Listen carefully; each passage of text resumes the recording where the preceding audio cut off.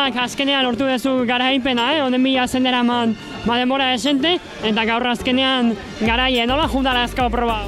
Bueno, Lazkao proba oso horra izan da.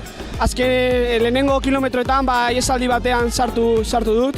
Eta bueno, momentu horretan, nire ustez 3 taldekideki joan gara, iesarri horreta. Iesaldi hori oso handia zen eta uste nuen helmugar arte iritsi zela, baina azkenean ez. Eta bueno, azkenengo egoeran oso azkar joan gara.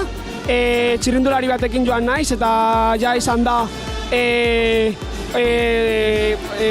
igoera hori egitea eta ja helmugar arte. Eta bueno, azkenean beste txirrindulari batekin joan naiz, finisher batekin eta sprintera iritsi gara. Egun osoan zehar oso aktibo izan zara, iesaldian sartu esan bezala, eta gero bai Lazkao mendi, bai Urkillagan Iker Perezekin, baina bazenekien ezela bide lagun ona, eta gero Maldabera, Perez ordez, galbuxera izan da, eta orduan bai aurrera azken kilometroetan ginenako.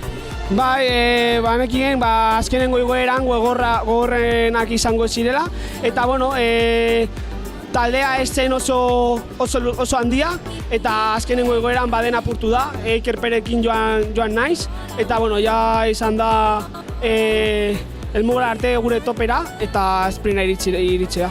Zorionak. Eskerrik asko.